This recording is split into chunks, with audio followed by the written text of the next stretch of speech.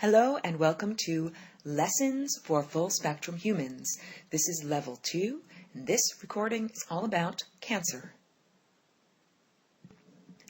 So I'm going to begin by talking about the origins of cancer as a mental program, like a thought program or a belief system, as an energetic program, the type of perturbation or disturbance that affects and disturbs this non-physical energy field around the body.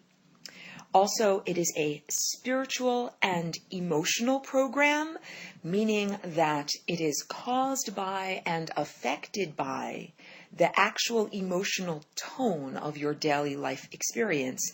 And it is also a genetic program. Over here I've got a picture of DNA. Here it is twined and here it is unfurled so that it can be replicated or read. And what I'm going to be speaking about are a couple of things. There's cancer as this current society of this time and place understands it. Basically the scientific understanding of it and understanding what is going on a biological level. I am also going to give you the multidimensional understanding of what is going on when a person develops cancer, like a consciousness level understanding. So the first thing that must be understood is that cancer itself is an entity. All right, you are in the advanced class. If you are accessing this information, you have already been through level 1. You have learned all about unconditional love, and you have learned all about lesson 18, galactic history. We know why we are in the position we are in. So, this is important to understand because cancer is not just a random genetic mutation. Mutations and new formats of your genes are happening literally all the time. This is from a scientific paper all about the different patterns that DNA makes while it is in the process of being accessed and replicated. So I've spoken about this in previous teachings in level 1. The idea that our genes are not static, that is very simplistic. They are not mere static. Up here you've got a little picture of a chromosome. You see this X shape over here. Well, chromosomes are really a very limited portion of the cell's life cycle and also a very limited portion of what your DNA is doing. At other times of the cell's life, most of the dominant time, your DNA is being woven and unwoven and twisted and furled and unfurled into all of these amazing patterns. These are just some examples of what your DNA is doing. So you can see some pretty interesting things over here at these little places where the asterisks are. Here you can see it's like a rope that's been twined. That part goes over and the green part goes under. And there's interesting things that happen in some of these other places too, where genes are cut apart, like in order for your RNA to access them, your genes are wound tightly coiled up almost like a spring in order for them to be accessed. Some parts of them have to be cut and unfurled to relieve the tension. And so that's what some of these markings have to do with, places where the DNA has been observed cutting itself and splicing itself so that it can relieve tension and furl or unfurl or twist or untwist into new formats. These are just some of the non-physical dance movements that your body is doing on a regular basis. Now let's contrast that with this image over here. This is, again, from a scientific paper, and this is some interesting stuff.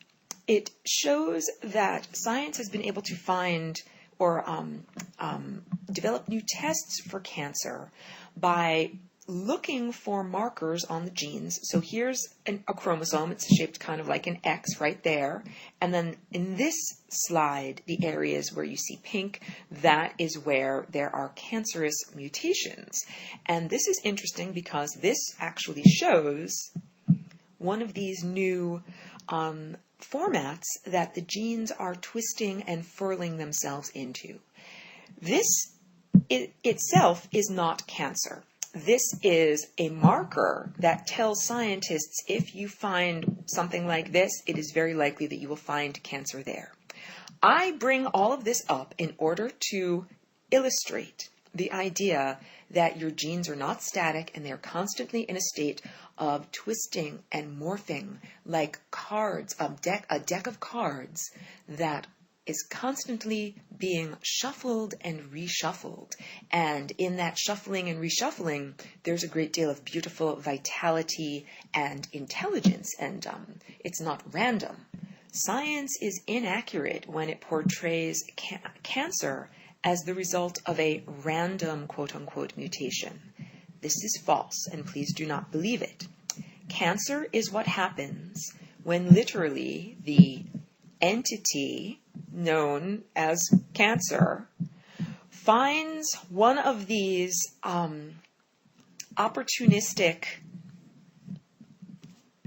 misshuffling of the deck of cards that is you, and uses that as an opportunity to hijack the genetic system and begin to use it towards its own end. So what I'm trying to say is, at any point in your lifespan, you have little cells in your body that are hinky-jinky. They decide that they're not going to follow the prescribed dance steps. They're going to do whatever the F they want. And you would not die if you simply had a couple of cells here and there deciding to do their own dance steps. The difficulty arises when all of these, well, not all of these cells, when any of these cells are cancerous, they make a concerted effort. They work together. So if you've got cancer here and cancer here, cancer here, cancer here, what you're really saying is this entity controls these cells of this being's physical body. We're going to go further because we're going to get into what creates cancer and what impact the entity cancer may have on the beings of this time and place. I'm actually being very subtle, and what I would like to do is just lay it out overtly and say that humanity, I have bad news for you. The bad news is that you have been invaded, and the invader has been here for a long time, but it wasn't as powerful as it is now, and that there are all of movies like Independence Day or other movies where a literal physical invading alien force comes to the planet and humans feel they need to defend themselves with guns and tanks and other weapons. Humans do not understand that your consciousness and your biology has already been invaded. I go into this in lesson 18 of the level 1 cycle when I talk about where the genetic disruption came from, the disruption in the human genetic code. Basically, how come we don't all live forever in perfect telepathic harmony and only die when we choose to die intentionally? Well, the answer to that is that humans are no longer in control of all of their higher faculties due to a degradation of the human genetic code. Let me speak about this in a more organized manner over here, because I began with the origins of cancer. Let's do cancer as a mental program. You know, every time you see those little run for the cure ribbons, wait, let's draw a pink ribbon. And they say, you know, put a bumper sticker on your car, contribute to our fund, we're going to run for the cure, all of those things. This is what we're talking about what I am talking about when I say that cancer is a mental program. So cancer in the 20th century was a relatively rare disease. Not very many people got it. A few people got it, and they were considered to be very poor, unfortunate victims. As processed food and chemicals have become much more pervasive in the environment, especially in the 1970s when the food supply became heavily inundated with chemicals and was heavily processed, there began to be an increased incidence in cancer. And now it is unbelievably common amongst people. In fact, it's so common that people have come to even expect that they will get it. This is what I mean when I say that it is a mental program. When you go to the doctor and the doctor says, let me know your family history. Does anyone in your family have cancer? That is a very subtle way of saying that there is a program being implanted in you to expect to develop certain diseases, to expect to develop certain diseases. Medical science uses as the rationale the idea that a genetic disease would be passed on in one's genes, and to say that cancer is a genetic disease and that if your mother had breast cancer, that you have a greater likelihood of having breast cancer, or if your father had prostate cancer, that you will have a greater likelihood of having prostate cancer. None of that is accurate. That is actually a totally specious reasoning on the part of medical science. And I'm going to be calling out medical science a lot in this recording because there are a lot of things that just don't make sense. The fingers are in the ears and people are saying, la, la, la, I don't want to hear this or know this. And once you come to understand that cancer is an actual entity that is feeding off of people, all of these things will make a lot more sense. So one is being programmed for the expectation that you will develop this disease. The next is energetic. When I say energetic, I'm talking about the energy that surrounds and interpenetrates your physical body. So this would be the non-physical aspect of your energy. Guess what? This energy field around you is affected by electromagnetic fields, by cell phones, high tension power lines, broadcasts that are in the energetic realm of all sorts, things like microwave radiation, things like cesium-137 that is found in all tuna. So your energy is being affected. Next up, spiritual and emotional. This is where we're really getting to it. So the only way that cancer can really begin and form inside of the body, it has to have a little opening or a little doorway. I think that I made clear moments ago that it is actually a normal part of your biology to, at times, have mutated cells or cells that are not following the dictates of the genetic code, and that is normal. It's even desirable because if you never had that happen, we as a species and as a planet would never have the opportunity to have new things happen. And guess what? I have several mutations. I'm a new thing. It can be a very good thing. However, one wants to have mutations that are pro-life and pro-vitality. And the problem with cancer is that it is a mutation that serves itself. It does not serve the overarching organism within which it is contained. This is very similar to a corporation. Corporation is only beholden to its stockholders. Corporation is not beholden to the country within which it resides, the people that buy its products, or the planet upon which it finds itself. The actions of companies like Monsanto make that eminently clear. These companies are literally, due to the Citizens United Supreme Court case, non-corporeal entities. Monsanto is an entity. It is a consciousness, not physical though, but it still requires energy. It still needs to be fed.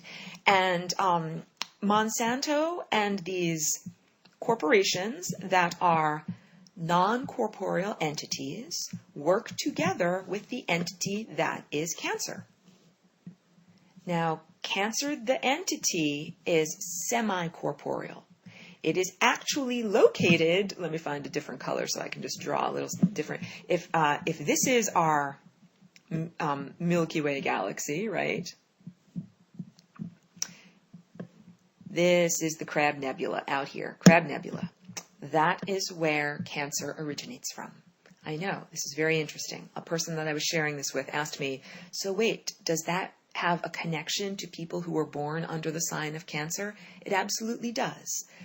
If you were born under the sign of Cancer, it means that you were born during the summer when the astrological sign of the crab was visible in the night sky. It means that those stellar influences were bathing the Earth during the time that you were born. It doesn't mean that you have a direct connection to Cancer, the entity, or the disease. However, I am making a connection between Cancer, the entity, and the disease, and this particular place in the galaxy. Now, again, I said that the beings in the Crab Nebula are semi-corporeal. That is how come I feel comfortable saying, here's their neighborhood, here's where they live.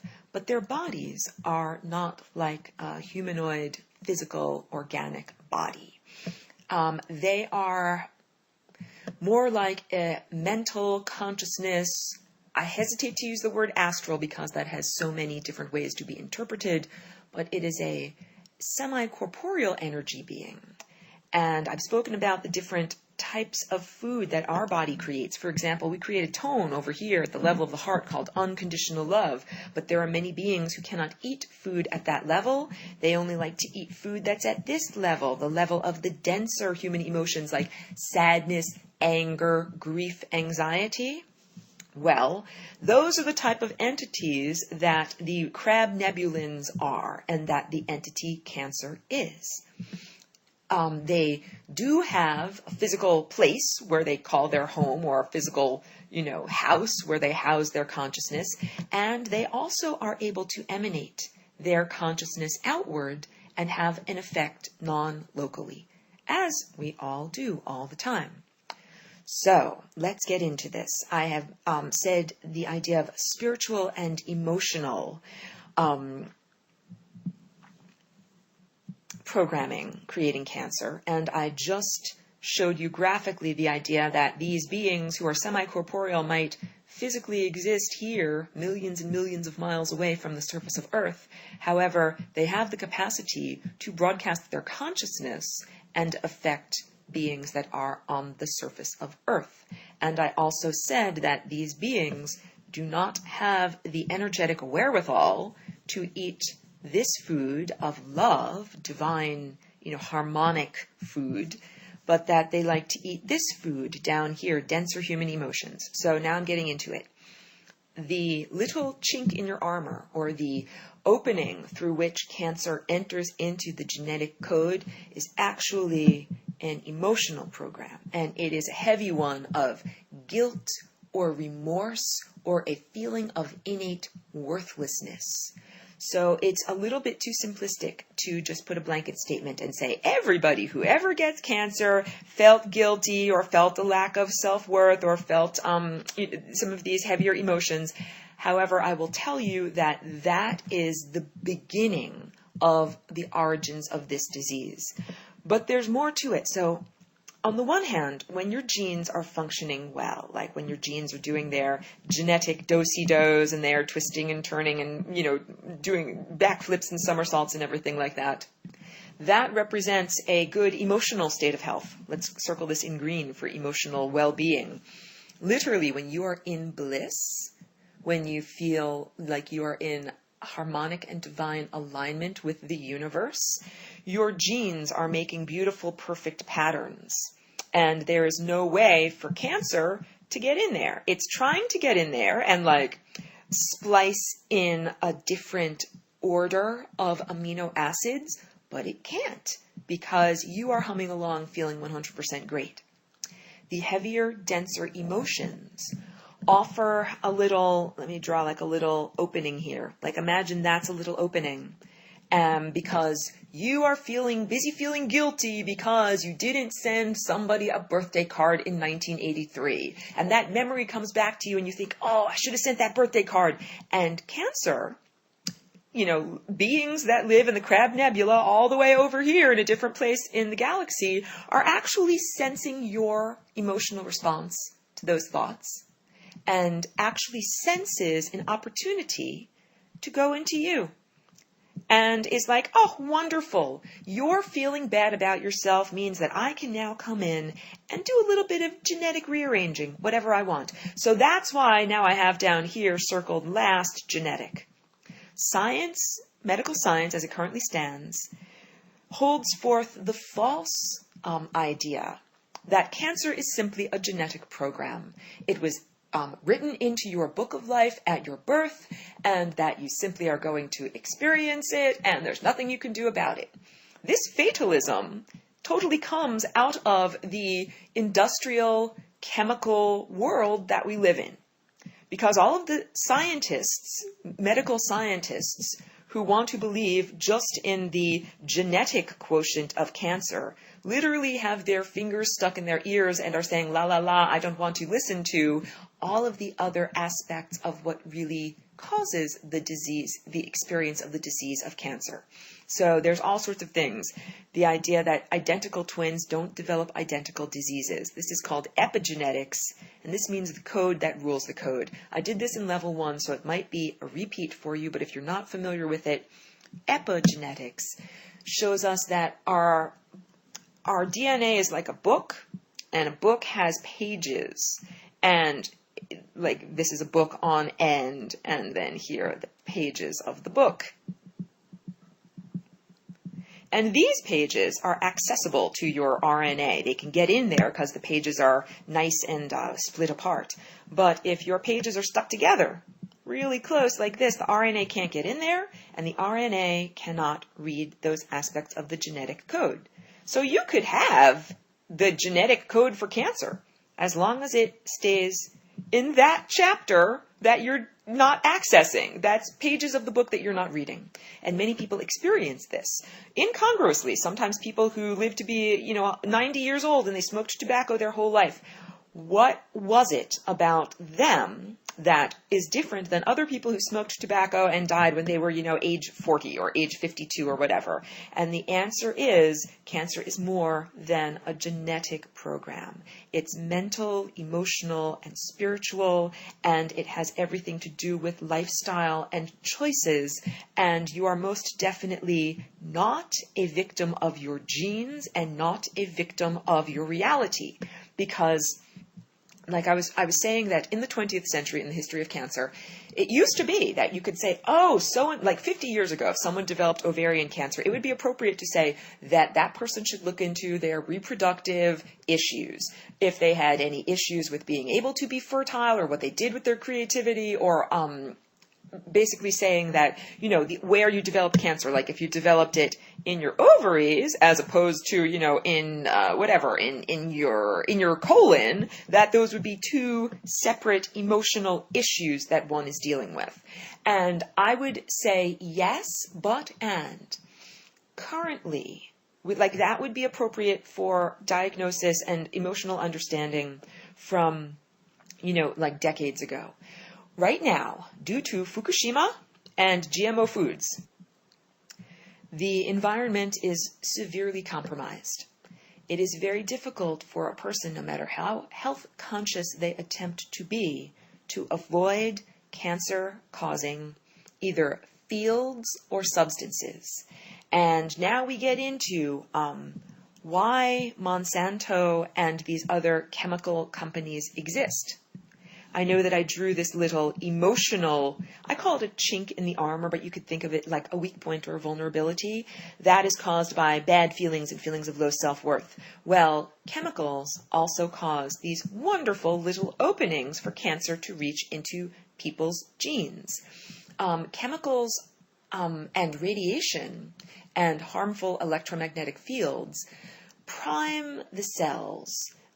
They make the cells less vital and more vulnerable to invasion, because what we're talking about here is extraterrestrial invasion. If you have cancer, or if you know anyone who has ever had cancer, you know someone personally who has been invaded. Beings from another place have, against your will, reached into your mind, implanted mental programs, reached into your emotions, implanted emotional programs, and reached into your genes and implanted genetic programs in order to cause disease. And this is disease beyond mere individual cells that have decided to go awry. These are organized cells that are going awry. So the difference is like an anarchist. If I'm an anarchist, I say, I believe in no rules, I do whatever I want, shut the F up and don't tell me what to do. Very punk rock, right? Now, imagine trying to organize a bunch of anarchists. Like, imagine all of these green-haired punks with safety pins in their noses, and they don't want to listen to anyone, and they don't want any bosses. Imagine trying to get them all to work together. Almost impossible. All of them would be like, I'm out for me, I'm not going to work for your revolution. Yet, amazingly, this entity, cancer, makes all of these little individual mutated cells want to work for cancer. It directs them and tells them what to do. So I'm saying that there is an intelligence behind the disease. It does not arise randomly. People are targeted by these consciousness entities. So I'll tell you a little bit. I have 5 more minutes in this half of the recording, and then, of course, I will go on towards treatment and prevention and other good stuff like that. But these crab nebulins, their whole society and religion and belief system is based in hatred. They hate as their form of worship. They have a whole structured belief system that not only justifies and excuses what they are doing to humans on Earth, but celebrates it. In the same way that British soldiers celebrate killing German soldiers in World War II. Woohoo, we're great, we killed those German krauts. That is the way that these crab nebulins feel about feeding off of humans. So first of all, crabs are bottom feeders. In these crab nebulins, just like crabs on the surface of the earth or who live in, water on Earth, they are scavengers. And this goes down to, why do the crab nebulins exist? All creatures exist for a purpose. Dung beetles exist for a purpose. They are meant to help decompose the nutrients out of dung, So these beings have a divine purpose. The problem is they're supposed to just eat they're supposed to scavenge, and instead they've become farmer scavengers. They're not just eating what's available, like, oh, look, here's some food that's available, I'm just going to eat that. They're making that food happen, and then they're making it available to themselves. So the mental program, mental, social, and energetic and spiritual program, all of those things are ways for these scavengers to be farmers. They have worked together with companies such as Monsanto in order to create a chemical soup of an environment where you, as the hapless human organism, are exposed to all sorts of things that create mutations and these little doorways for cancer to enter into your body. Okay. This is can be relatively disheartening. I'm recording this on a beautiful sunny day with lots of sunlight streaming in my face, and I am so conscious when I release information in these recorded lessons and to do it in a way that is impeccable, meaning that it does not distort or misrepresent what is going on. So please do not misinterpret the circumstance that I have described here, even though it is accurate and very apt to say that this is a dire circumstance. I have just made you aware of, and I am describing to you, the invasion of Earth and the eating away of people who you love, your family members, pets. This is not acceptable. And in part 2, please stay tuned. We're going to tune in for part 2. I'm going to give you solutions and ways that we can improve life. But first, it is necessary to know what you're facing. First, it is necessary to know what the situation is and what you're facing, and then you can analyze it and make improvements. Please tune in for part 2.